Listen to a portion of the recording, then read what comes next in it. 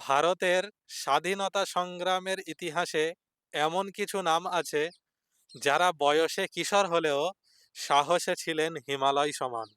তাদের মধ্যে অগ্রগণ্য এক নাম ক্ষুদিরাম বসু। মাত্র 18 বছর বয়সে যার হাসি মুখের ফাঁসি কাঁপিয়ে দিয়েছিল ব্রিটিশ রাজত্বের ভিত। 1889 সালের 3 ডিসেম্বর ত্রৈলোকনাথ বসু ও লক্ষ্মীপ্রিয়া দেবীর কোল আলো করে জন্ম নিল এক ফুটফুটে শিশু। কিন্তু ভাগ্যের নিষ্ঠুর পরিহাসে খুব অল্প বয়সেই সে হারালো তার বাবা মাকে। তৎকালীন বাংলায় একটি কুসংস্কার ছিল, সন্তানকে বাঁচাতে হলে তাকে বিক্রি করে দিতে হয়। দিদি অপরূপা দেবী মাত্র 3 মুঠো খুদ এর বিনিময়ে ভাইকে নিজের কাছে রাখার জন্য কিনে নিলেন। সেই খুদ থেকে নাম হলো ক্ষুদিরাম। কিন্তু কেউ কি তখন জানতো এই 3 মুঠো খুদের দামে কেনা ছেলেই একদিন ভারতের অমূল্য সম্পদ হয়ে উঠবে? বড় হওয়ার সাথে সাথে ক্ষুদিরামের মন বসলো না পাঠ্য বইয়ে। তার দিদি চাইতেন ভাই পড়াশোনা করে বড় চাকরি করুক, কিন্তু ক্ষুদিরামের কানে তখন বাজত পরাধীন ভারতের আর্তনাদ। তিনি মেদিনীপুর হ্যামিল্টন স্কুলে ভর্তি হলেন ঠিকই, কিন্তু তার আসল শিক্ষা শুরু হলো শহরের গোপন আখড়াগুলোতে, যেখানে লাঠি খেলা আর কুস্তির আড়ালে বোনা হতো স্বাধীনতার স্বপ্ন। 1906 সালের এক দুপুর মেদিনীপুরের কৃষি প্রদর্শনীতে তখন প্রচুর ভিড়। ক্ষুদিরামের বগলে সোনার বাংলা নামক নিষিদ্ধ বিপ্লবী ইস্তেহার, তিনি যেগুলো মানুষের মধ্যে বিলি করছিলেন। ঠিক তখনই এক কনস্টেবল তার হাত চেপে ধরল। ক্ষুদিরামের চোখে তেজ। ক্ষুদিরাম বললেন, ছেড়ে দাও আমাকে, দেশের কথা মানুষকে জানানো কি অপরাধ? পুলিশটি ক্ষুদিরামের গালে সজোরে এক চড় মারল। কিন্তু অবিশ্বাস্য, সেই 16 বছরের কিশোর ভয় পেল না, বরং পুলিশের চোখে চোখ রেখে গর্জে উঠল।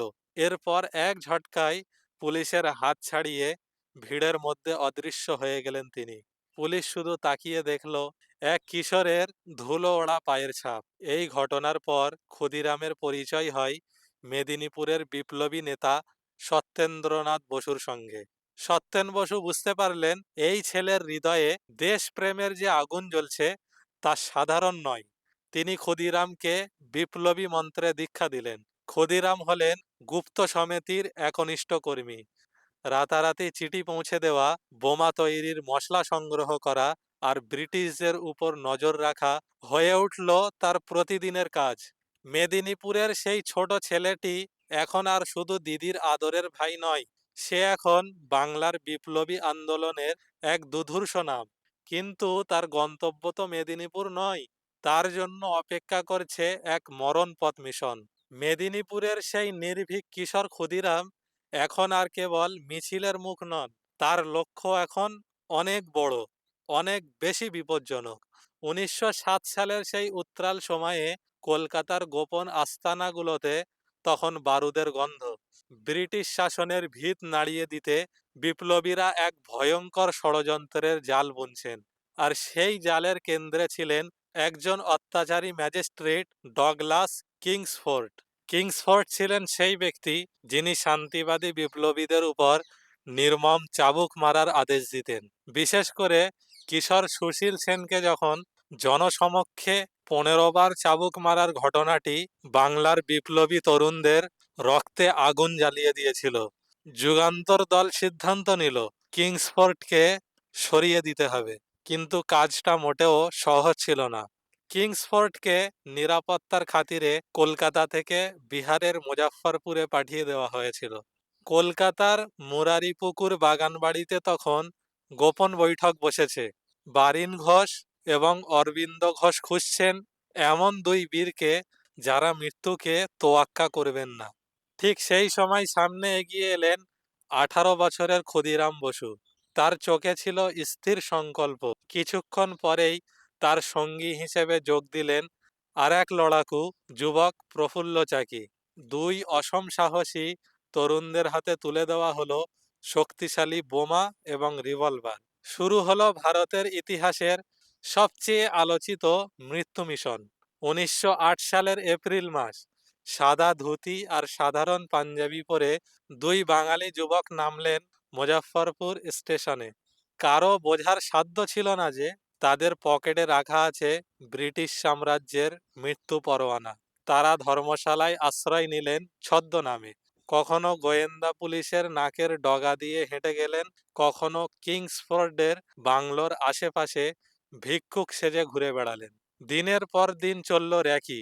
তারা নোট করলেন ঠিক কখন কিংসফোর্ড তার সবুজ রঙের ফিটন গাড়িতে করে ইউরোপিয়ান ক্লাব থেকে ফেরেন। 30শে এপ্রিল 1908 রাত 8টা 30 মিনিট। মুজাফফরপুর ইউরোপিয়ান ক্লাবের বাইরে তখন শ্মশানের নিস্তব্ধতা। ঝোপের আড়ালে দুই জোড়া চোখ জ্বলছে, প্রফুল্ল চাকি আর ক্ষুদিরাম বসু। হঠাৎ অন্ধকার চিরে কিংসফোর্ডের ফিটন গাড়িটি গেট দিয়ে বেরিয়ে এলো। ঠিক সেই মুহূর্তে ক্ষুদিরাম বাঘের মতো ঝাঁপিয়ে পড়লেন রাস্তার মাঝখানে। হাতের বোমাটি লক্ষ্য করে ছুঁড়ে মারলেন গাড়ির উপর। এক প্রচণ্ড শব্দে আকাশ বাতাস কেঁপে উঠল, ধোঁয়ায় চারপাশ ঢেকে গেল। ক্ষুদিরাম আর প্রফুল্ল ভাবলেন দেশের শত্রুর বিনাশ হয়েছে, কিন্তু তারা জানতেন না কিংসফোর্ড সেই গাড়িতে ছিলেন না। পরবর্তীতে মারা গিয়েছিলেন মিসেস কেনেডি আর তার মেয়ে। ইতিহাসের এই নিষ্ঠুর পরিহাসে বদলে গেল গোটা মিশনের পরিণতি। ঘটনার পরেই শুরু হলো ব্রিটিশ পুলিশের উন্মাদনা। চারিদিকে হইচই, সাইরেন আর বুটের শব্দ। ক্ষুদিরাম আর প্রফুল্ল আলাদা হয়ে গেলেন। জুতো জোড়া হাতে নিয়ে ক্ষুদিরাম রেল লাইন ধরে দৌড়াতে শুরু করলেন।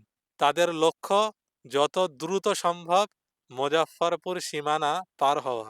সারা রাত তিনি এক নাগাড়ে 25 মাইল পথ হাঁটলেন। ক্লান্তিতে পা ভেঙে আসছে, পেটে খিদে, গলা শুকিয়ে কাঠ। কিন্তু 18 বছরের সেই কিশোরের চোখে তখন শুধু স্বাধীনতার স্বপ্ন। মে মাসের 1 তারিখের সকাল। রোদে পুড়ছে ওয়াইনি স্টেশন। ধুলো মাখা কাপড় আর উস্কো খুস্কো চুলে ক্ষুদিরাম বসু স্টেশনের একটি দোকানে এসে এক গ্লাস জল চাইলেন। তৃষ্ণায় তার বুক ফেটে যাচ্ছিল, কিন্তু সেখানেই ওত পেতেছিল দুই পুলিশ কনস্টেবল। ক্ষুদিরামের কোমরে গোজা রিভলভারটি তাদের চোখে পড়ে যায়। কনস্টেবল জিজ্ঞেস করলো, এই ছোকরা, পকেটে কি ওটা? ক্ষুদিরাম বসু বললেন, কিছু না। এই কথাটি বলেই ক্ষুদিরাম বসু দৌড় দিলেন, কিন্তু ক্ষুধার্ত আর ক্লান্ত শরীর বেশিক্ষণ সায় দিল না। দুই কনস্টেবল তাকে জাপড়ে ধরল। ধস্তাধস্তির সময় ক্ষুদিরামের পকেট থেকে রিভলভার বেরিয়ে এলো। মুজাফফরপুরের সেই শান্ত কিশোর এখন ব্রিটিশের হাতে বন্দী হয়ে গেছে।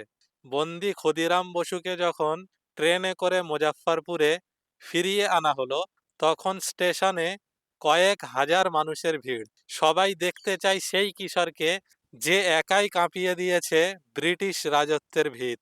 ট্রেন থেকে যখন ক্ষুদিরাম বসু নামলেন, তার মুখে কোনো ভয়ের চিহ্ন ছিল না, বরং তিনি চিৎকার করে উঠলেন, বন্দে মাতরম। ব্রিটিশ অফিসাররা অবাক হয়ে দেখল, যে ছেলের ফাঁসি নিশ্চিত, সে কিভাবে হাসি মুখে মানুষের দিকে হাত নাড়ছে, যেন সে কোনো অপরাধী নয়, বরং এক বিজয়ী বীর ঘরে ফিরছে। 1908 সালের 8ই জুন। মুজাফফরপুর আদালত চত্বর আজ লোকে লোকারণ্য। চারিদিকে কড়া পুলিশি পাহারা। কাঠগড়ায় দাঁড়িয়ে 19 বছরের এক কিশোর। তার পরনে সাধারণ ধুতি পাঞ্জাবি, কিন্তু চোখে এমন এক তেজ, যা দেখে খোদ ব্রিটিশ পুলিশরা দৃষ্টি সরিয়ে নিচ্ছিলেন। শুরু হলো ইতিহাসের সেই বিখ্যাত বিচার। সম্রাট বনাম ক্ষুদিরাম বসু। বিচারক মি কনফার্ট একের পর এক প্রশ্ন করে যাচ্ছেন। সরকারি আইনজীবী একের পর এক প্রমাণ দাখিল করছেন, কিন্তু ক্ষুদিরামের মধ্যে কোনো উদ্বেগ নেই। তিনি যেন এক দর্শক, যিনি নিজের বিচারের নাটক দেখছেন। তার হয়ে সওয়াল করতে এগিয়ে এলেন কালিদাস বসু। তিনি যখন ক্ষুদিরামকে বাঁচানোর জন্য আইনের ফাঁক ফোকর খুঁজছিলেন, তখন ক্ষুদিরাম নিজেই মাঝপথে বাধা দিয়ে বসলেন। ক্ষুদিরাম বসু বললেন, মিথ্যা বলে আমাকে বাঁচানোর চেষ্টা করবেন না। আমি বোমা মেরেছি, আমি তা স্বীকার করছি। আমি আমার দেশের জন্য যে কোনো সাজা মাথা পেতে নিতে রাজি আছি। 13ই জুলাই 1908 রায়ের দিন।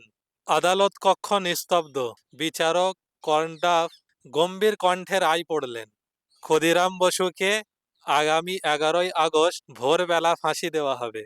রায়ের শব্দগুলো যখন কক্ষের দেওয়ালে প্রতিধ্বনিত হচ্ছিল, তখন উপস্থিত সবার রক্ত হিম হয়ে গেল।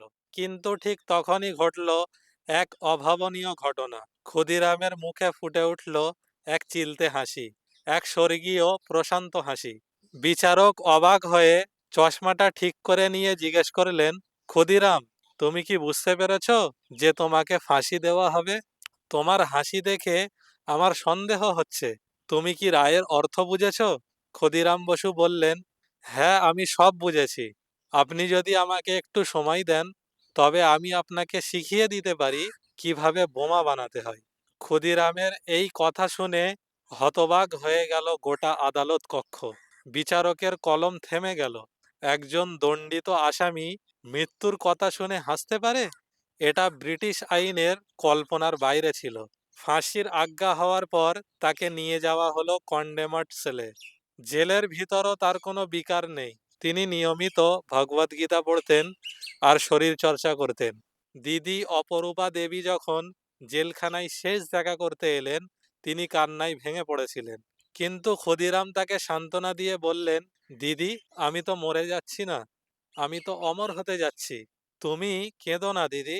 ক্ষুদিরামের এই অবিচল মনোবল দেখে জেলের রক্ষীরাও তাকে শ্রদ্ধা করতে শুরু করেছিল।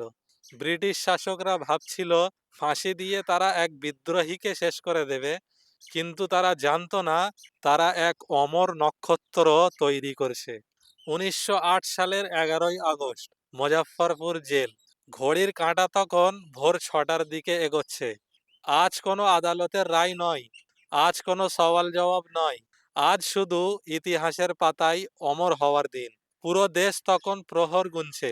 বাংলার প্রতিটা ঘরে সেদিন মায়েরা চোখের জল মুছছিলেন আর এক কিশোর বীরের জন্য প্রার্থনা করছিলেন।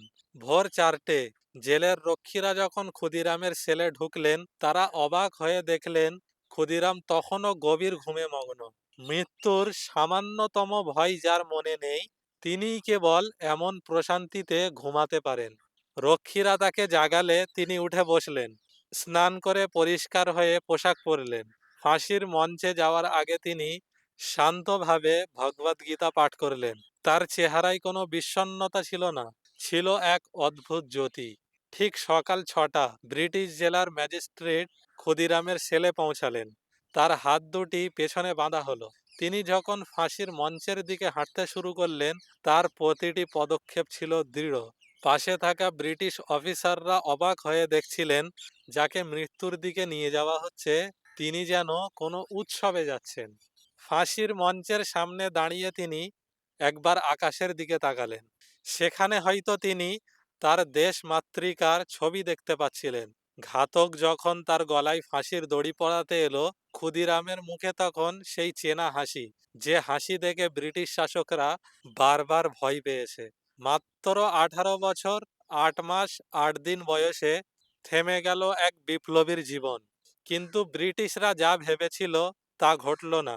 তারা ভেবেছিল ক্ষুদিরামকে মেরে তারা আন্দোলন থামিয়ে দেবে। কিন্তু তার এই আত্মত্যাগ বাংলার হাজার হাজার যুবকের রক্তে আগুন জ্বালিয়ে দিয়েছিল।